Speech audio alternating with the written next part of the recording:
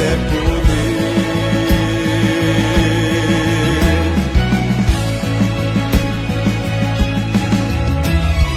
Lágrimas e aflições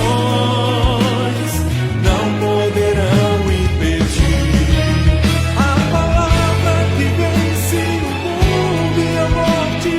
Cristo Jesus é poder. Viva! Jesus é poder. Para todo que crê ao cativo, liberdade e ao mundo, transformação viva. Jesus é poder, vida para todo que crê, para o ferido, a cura do aflito, a esperança e confortos. Jesus é poder.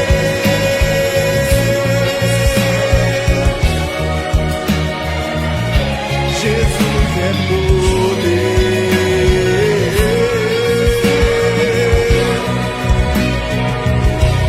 Jesus é poder.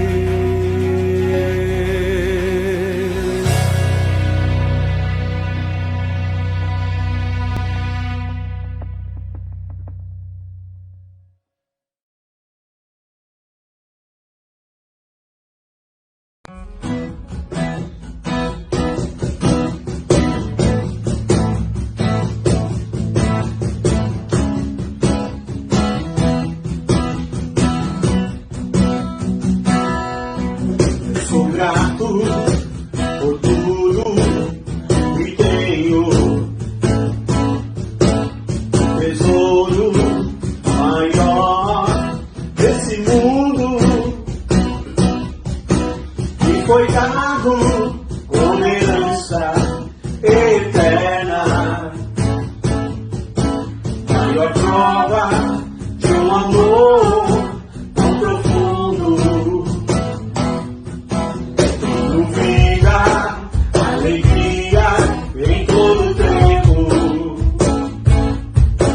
Tenho amigos, família, muitos irmãos.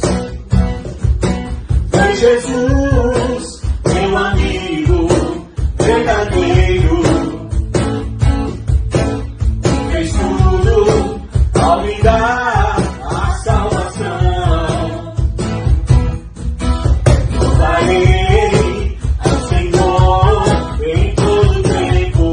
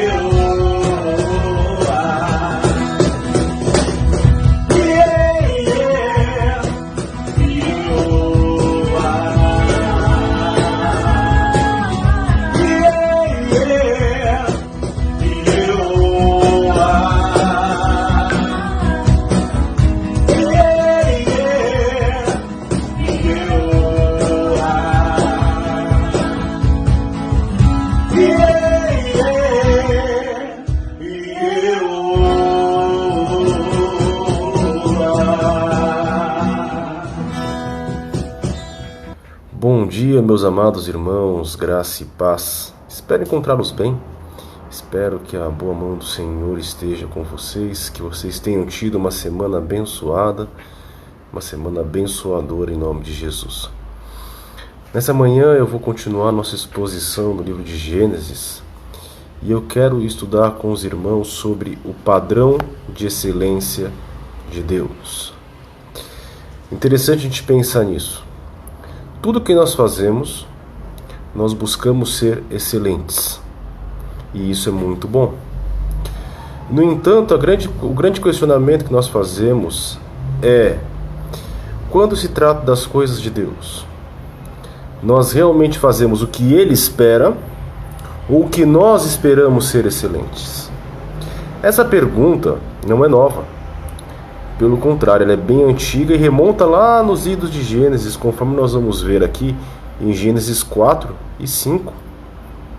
Conforme nós vamos perceber, em especial na história de Caim e Abel, essa discussão entre o que o homem faz para Deus e o que Deus espera do homem. Nós vamos ler o texto e vamos extrair alguns princípios valiosos para que nós de fato consigamos servir a Deus da forma como Ele espera que nós servamos. Leiamos, pois. Adão teve relações com Eva, sua mulher, e ela engravidou e deu à luz a Caim. E disse ela: com auxílio do Senhor eu tive um filho homem. Ela voltou a dar à luz e dessa vez deu à luz a Abel, seu irmão. Abel tornou-se pastor de ovelhas e Caim agricultor. Passado algum tempo, Caim trouxe do fruto da terra uma oferta ao Senhor. Abel, por sua vez, trouxe as partes gordas das primeiras crias do seu rebanho. O Senhor aceitou com agrado Abel e sua oferta, mas não aceitou Caim e sua oferta. Por isso Caim se enfureceu e o seu rosto se transtornou.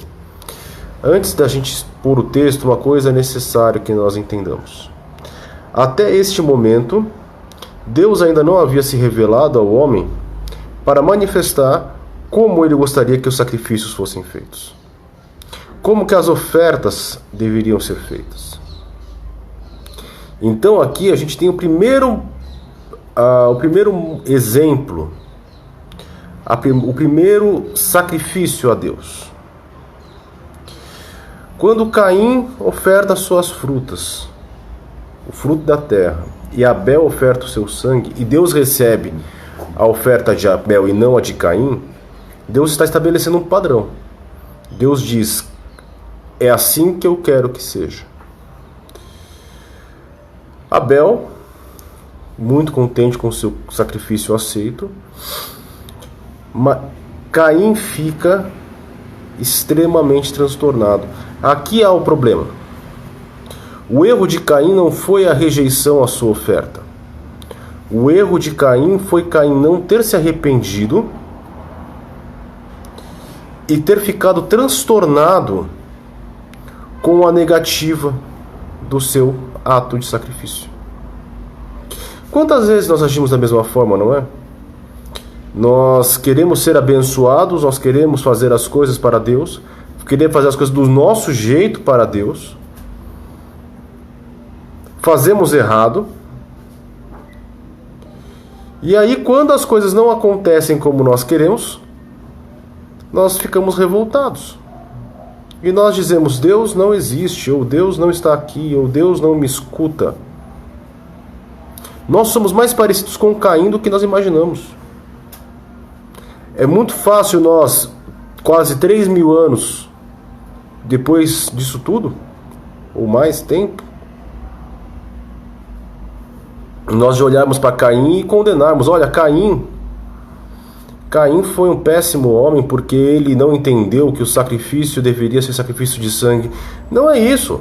Não é isso. Até então não havia tido essa discussão sobre sacrifício. Deus ainda não havia se revelado ao homem nesse sentido. A grande questão é que Caim queria que Deus aceitasse as coisas do jeito dele e da forma dele. Caim foi vaidoso e orgulhoso, da mesma forma que nós somos. Lembra-se do erro de Adão e Eva? O orgulho. Caim age com orgulho novamente.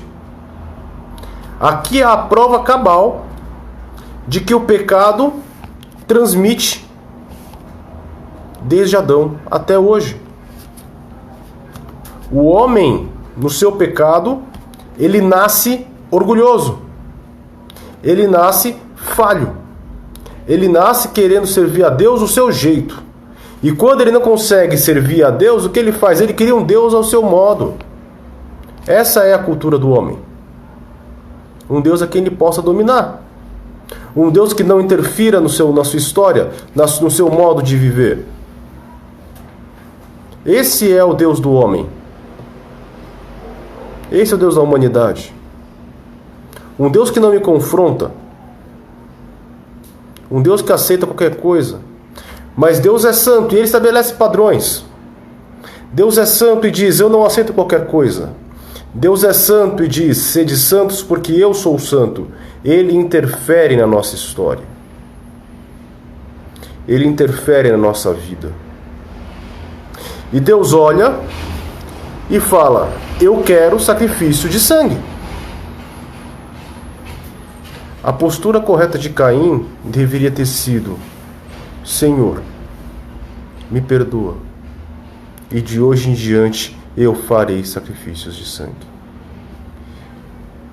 Hoje, por meio de Jesus Cristo, não há necessidade mais de novos sacrifícios, mas há necessidade de nos submetermos ao Filho, de nos quebrantarmos e nos arrependermos dos nossos pecados e vivermos uma nova vida que glorifique a Deus.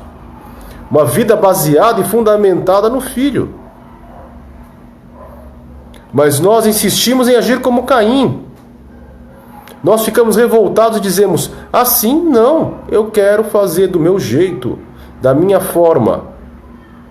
E Deus continua rejeitando esses sacrifícios.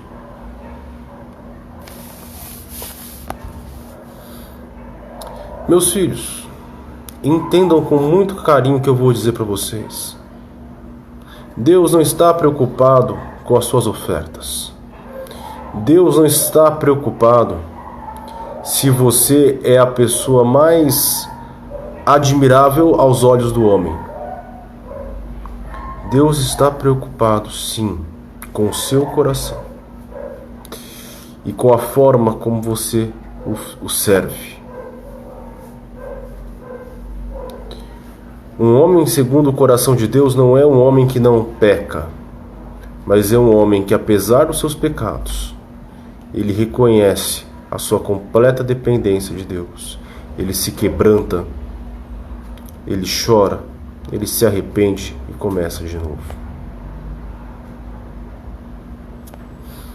O nosso texto segue.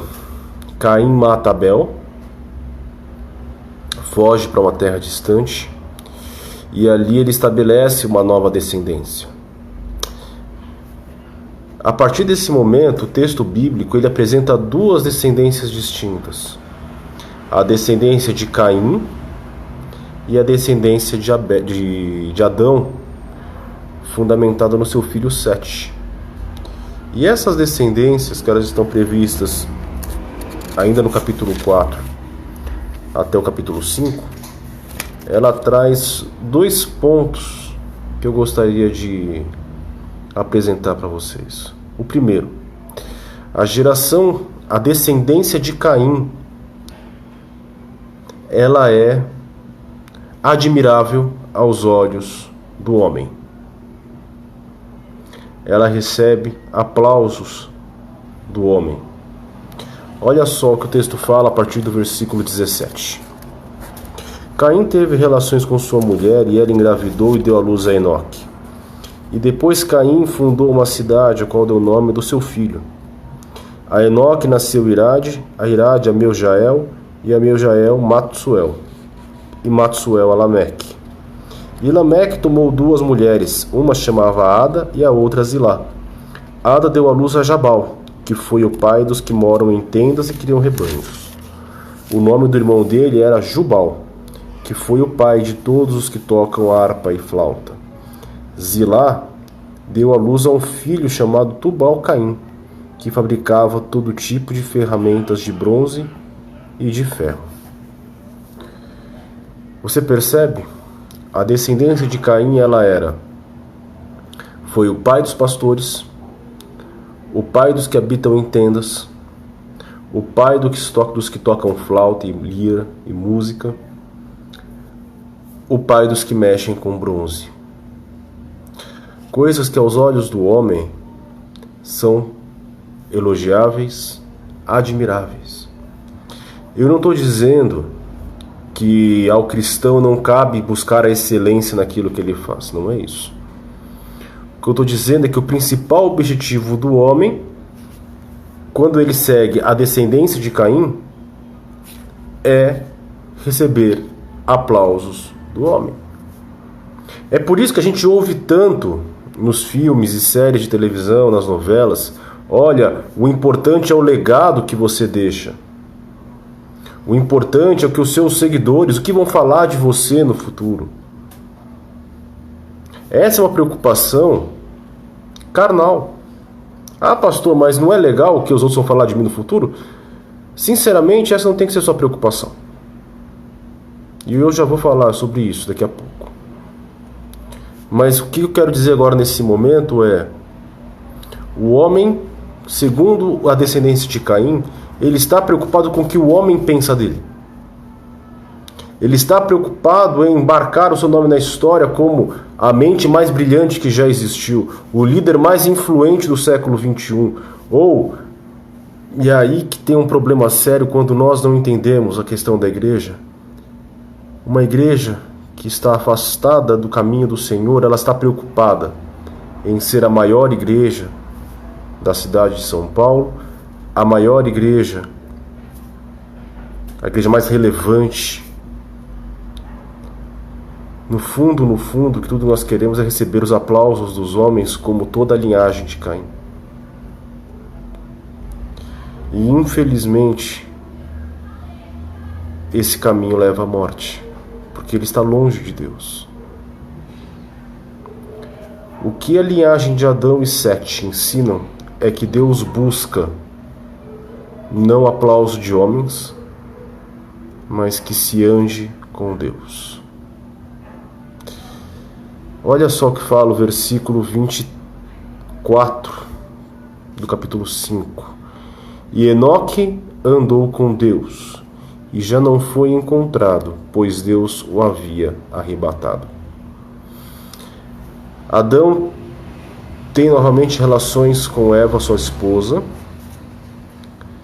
E olha só o que fala aqui o versículo 26 do capítulo 4. Ele fala assim: e nessa época começou a invocar o nome do Senhor. Adão tem relações com Eva, sua mulher, lhe nasce Sete, e ali começa a se invocar o nome do Senhor. Há um padrão na linhagem de Adão dali para frente. A partir do seu filho Sete, todos os seus descendentes invocam o nome do Senhor. Eles se importam mais do que com a opinião dos homens, eles se importam com a opinião de Deus. O ápice dessa geração, dessa descendência, está em Enoque, que nós acabamos de ler. Enoque andou com Deus. Você já deve ter ouvido falar dessa história. Enoque não viu a morte, foi arrebatado. Enoque é a síntese daquilo que nós devemos buscar. Você não vê falando de Enoque. Enoque foi pai de uma grande multidão. Enoque foi o grande fundador de alguma coisa. Enoque deixou um legado. Não, Enoque simplesmente andou com Deus. Enoque andou com Deus. Qual deve ser a nossa postura diante disso? Qual o padrão de excelência de Deus, então? O padrão de excelência de Deus é que você ande com Ele. Pastor, mas o que isso vai me custar? Não sei. Talvez tudo. Talvez o seu emprego, talvez a sua posição social, talvez os seus amigos, talvez uma condição financeira mais confortável. E você vai dizer, mas pastor, se eu fizer isso, eu não vou ter nada no futuro. Mas você não tem que estar preocupado com isso. Porque se você anda com Deus, você compreende que Ele há de suprir tudo aquilo que você precisa. Pastor, mas a nossa igreja é uma igreja tão pequenininha, eu gostaria que a nossa igreja fosse tão maior, tão melhor. Filhos, eu vou ser franco para vocês, a minha preocupação com vocês não é que a nossa igreja seja grande. A minha preocupação com vocês é que vocês sejam frutíferos. Se dessa frutificação, Deus, na sua soberana vontade, decidir que nós sejamos uma igreja grande, louvado seja Deus. Mas se na soberana vontade dele Ele decidir que nós fiquemos no tamanho que nós estamos, louvado seja Deus. Ele vai suprir as necessidades da nossa igreja. E o que eu estou dizendo para vocês é que a nossa maior preocupação não deve ser com coisas que o homem se preocupa. Mas nós devemos nos preocupar em andar com Deus. A pergunta que nós devemos fazer continuamente é: eu estou andando com Deus? A minha vida, ela é condizente com o que Deus ensina? Ou por valorizar mais aquilo que o homem valoriza, eu estou abrindo mão dos meus valores espirituais e permitindo que esses valores influenciem a minha forma de pensar e de viver? Eu não estou dizendo que você não deve procurar ter uma vida confortável. Eu acho que é digno. Você trabalha e você viver da consequência e dos frutos do seu trabalho. Isso é bom. Isso é justo. O que você não pode deixar é que esse trabalho e que esses frutos ocupem um lugar acima do que Deus tem na sua vida. Enoque andou com Deus e por isso ele foi transladado. Abel andou com Deus. Esse é o padrão que Deus busca desde o princípio e continua buscando até hoje. Homens e mulheres que andem com Ele. Ele não está preocupado com grandes pastores, com grandes líderes. Ele não está preocupado com grandes quantidades e muito menos com grandes fortunas. Ele não está preocupado com influência. Ele não está preocupado com o legado que você vai deixar para o futuro. Ele está preocupado que você viva o hoje. E nesse hoje, você ande com Deus. Que você em seu trabalho, que você em sua casa, que você onde quer que você esteja, que você possa, da mesma forma que Enoque, da mesma forma que Abel, andar com Deus. Que você estabeleça como prioridade na sua vida andar com Deus. Custe o que custar, ande com Deus. Amém? Vamos orar? Ó Deus de nossos pais, nós te damos graças, ó Senhor, porque o Senhor é bom e porque a sua misericórdia dura para todo sempre. Nós te damos graças, ó Senhor, porque a sua palavra é viva e eficaz e porque ela fala aos nossos corações. Ó Deus Santo, nós te damos graças, ó Deus, porque o Senhor nos incomoda e nos lembra que o nosso principal objetivo de vida é andar contigo. E que nós possamos, em nossa história, em nossa vida, ter como principal objetivo andar com o Senhor e satisfazer a sua vontade e nos deleitar nela. Nos dê um dia na tua presença e que onde quer que estejamos, que possa ser um lugar abençoado. Ó Deus, que a graça e a paz do nosso Senhor Jesus e que as consolações do seu Santo Espírito esteja com todo o povo que se encontra assistindo o culto neste momento. E que onde quer que estejamos, que possa haver paz. Em nome de Jesus. Amém. Amém. Que Deus nos abençoe, filhos. Que vocês tenham um dia abençoado e abençoador. Até a noite, se Deus quiser.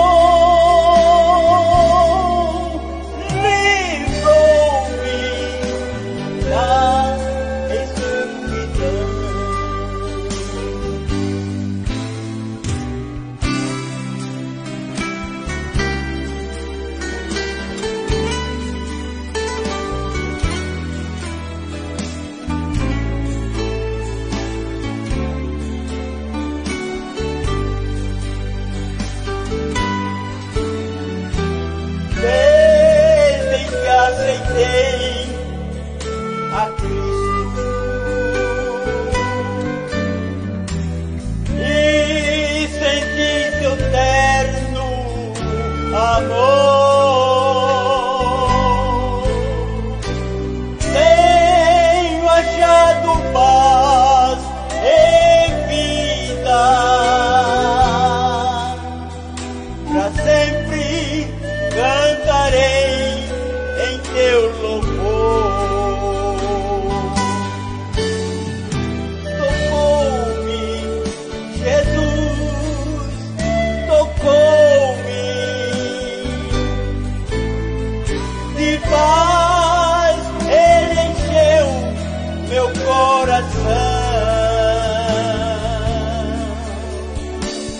Quando o Senhor Jesus me tocou, livrou-me da escuridão.